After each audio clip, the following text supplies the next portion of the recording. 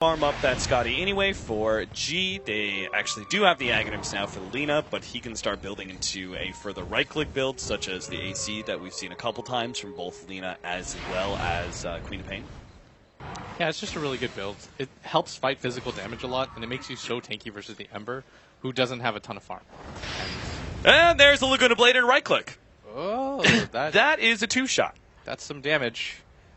Illidan does damage if Jerax needed Any to question be informed. about it, yeah. It's like, hey, what's up? I one-shot you. Alright. Who else does he one-shot? He brings Disruptor, like Dragon Slave, Laguna Blade. That's all he really requires. Let's just say he does damage. But they're, interestingly enough, I think what they're trying to do right now is just push in the lanes and then go for the Roshan. Like, just make sure that they can't really respond.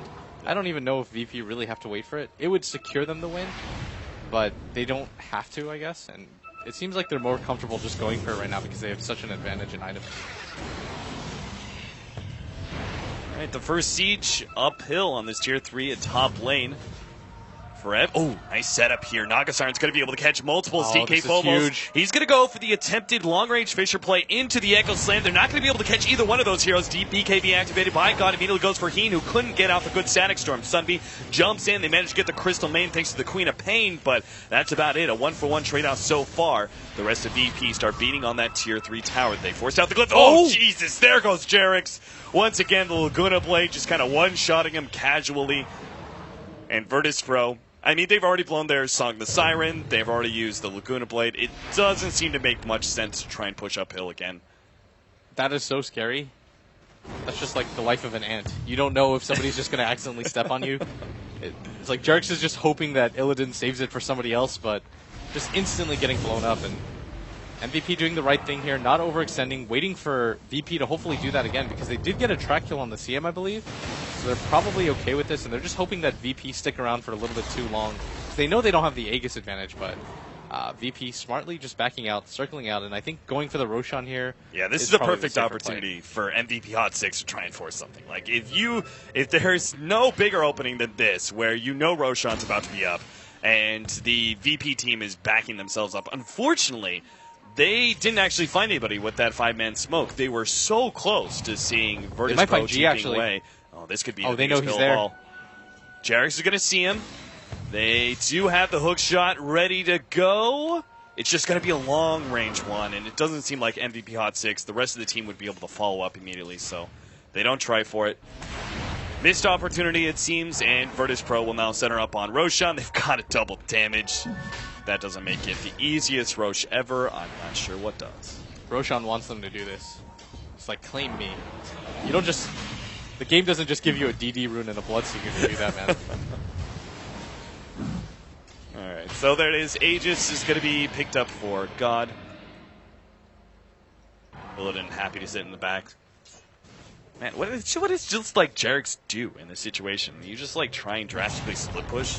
I mean, because like his tracks aren't really doing anything. I mean, if anything, him tracking up DK Phobos just got him killed. Keeping range, Jerax trying to hide himself. Good attempt at a play, but there's going to be both the Frostbite and Enchant Totem. FNG, I guess he really wanted that kill. Drops the ultimate. What he's trying to do right now is just drag the creep wave away to make things hard for MVP, or hard for VP, but he just can't really do too much right now. Rev jumping around a little bit with the Rupture.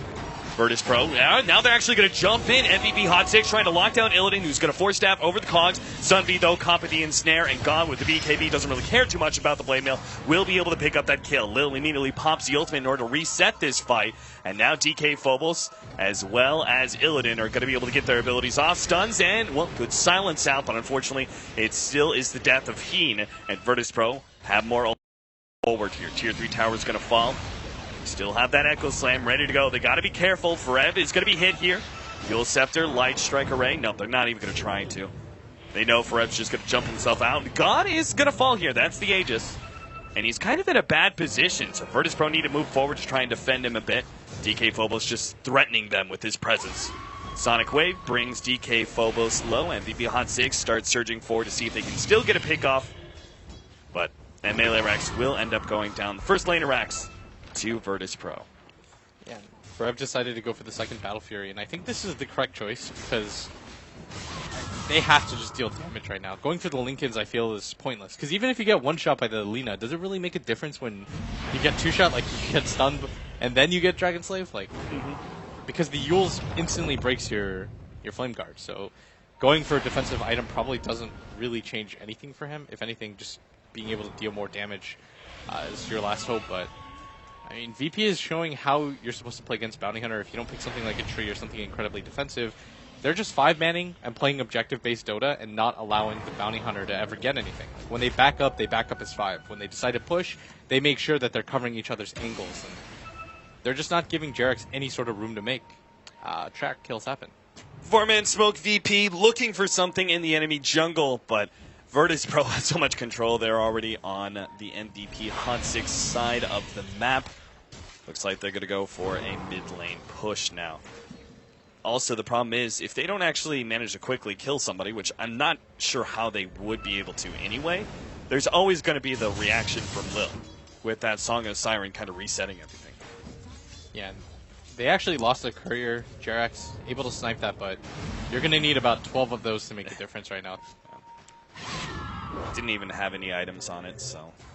Virtus Pro, Echo Slam, catches out for Rev, but immediate response is there from He to make sure there's no more chain stunning, and DK Phobos will end up going down here. This is also a track kill for the team. Illidan was caught inside the cogs in a bad position, but God just keeps on pushing forward. MP trying to get back to the fountain, but he has to run, and he's still got that Rupture on him, so he just throws out the Sonic Wave before he dies. Somebody focus down God. He's in the middle of your base. We're just running Rickshaw over all of MVP. Now Lil pops the ultimate just to make sure that those double buybacks don't actually get anything for MVP Hot 6. Frev still desperately wants to pick off, and they will be able to get it thanks to Glimpse. Pretty standard Disruptor versus Naga Siren play. The important thing, though, is that the damage was very limited. VP managed to get almost everyone out thanks to that Naga Siren sleep. Yeah, but MVP, they got a few track kills, and more importantly, they just proved that they're able to hold. I think that the Aegis was blown as well. That was a while, but... I mean, MVP held. They didn't have to use too much. I think the Queen of Pain bought back. You got a few track kills. You forced VP to overextend. And you got the gem back, probably more importantly than that. Like, they were able to get another gem. So they've got 2 in the base that belong to FNG. And so it makes Jarex's job a little bit easier. Now that he knows there's no guaranteed gem for VP for quite some time. And having sentries is okay, but it's not the ideal situation. Actually, they're about to get one in 8 seconds again. They're probably just going to buy it and run down mid again. I think they're trying to threaten the Lina here, but she's not so scared. unafraid. I mean, the Queen of Pain just, her damage is so limited at this point. And she's kind of the only other damage dealing source when the Ember Spirit isn't around. And he's busy trying to push out that bottom lane. Yeah, I think now you go for the crit. Yeah, he's actually just all in damage. He doesn't really care. If you die, you probably lose the game anyways. Oh, he went for Boot to Travel instead of going for the Daedalus. He's trying to split push as much as he can. Right. Just send one back. You can't only play defense in this type of lineup. You have to force VP to return to their base at some point in the game. Otherwise, Virtus Pro will just grow a very large economic advantage now. They've already done so over time thanks to what a great game this has been for them. Almost a 25,000 net worth lead, 20,000 experience being had by them right now. Yeah, they're not grouping up yet, but I don't think that it's quite necessary for them to have to at this point. They can play pretty much however they want. Like, if they want to wait for the next Roshan to go for the high ground, they're, it's more than well within their right to do Is so. there, at any point, does it become a detriment waiting for Roshan? Like, say they pick up this next Roshan, they go for a fight, say they get the top lane of ranks, but they lose 1 or 2 heroes and they lose that Aegis again. Do you wait for the next Roshan? At what point in time are you just giving too much time to MVP Hot 6 for them to farm up? Forev? Oh, man, I thought he was actually going to be able to get away from this one, but he didn't have the Remnant out. It's going to be able to make the double jump, and he's still okay. Just barely able to survive through that burst damage. I actually thought he had a Remnant in the back. I thought he did, too. Yeah, but still good timing on that Sleight of Fist to be able to avoid everything. Mm-hmm. So he does get off without dying. I think if he died there, that would have been VP signal to go. But that's what I mean. He has to take risks to go for the split push. You should have a Remnant up, but you're still going for the play to try to create space around the map for the rest of your team. It doesn't matter if he's the only person getting farmed. Then all they have to do is all in commit for Forev. And even if they lose 3 heroes doing it, if the Bloodseeker and the Lean are alive, it probably doesn't even matter. Yeah. Well, that's an interesting ultimate. They're trying to catch Jarex here. We'll be able to get him with the ensnare. They bought the new gem too. That's what I meant, is you're just trying to give them as little avenues of comeback as possible. And getting Jarex out of the game and just making him useless like this is probably the biggest thing that you can do right now. He's getting close to the Abyssal Blade, but seems like Virtus Pro not going to wait for that one.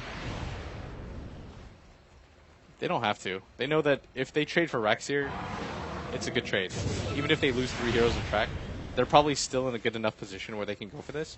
And they can send Illidan in first because he's got so many Bloodstone charges. He'll be back in 10 seconds, and he's got Boots of Travel. That's exactly why Sunby needs to force something, because the double Battle Fury build from Forev is making it so the Sleight of Fist on one hero just doesn't do anything.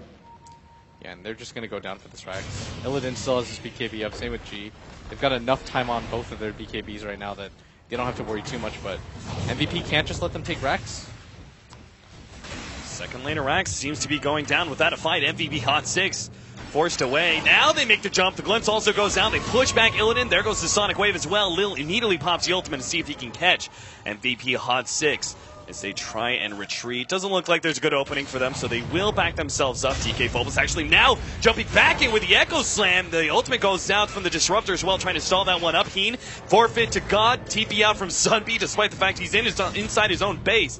He had to make that kind of play against the Bloodseeker. The melee racks will end up going down. There's a buyback from our Disruptor, seeing if he can't catch someone here with a glimpse.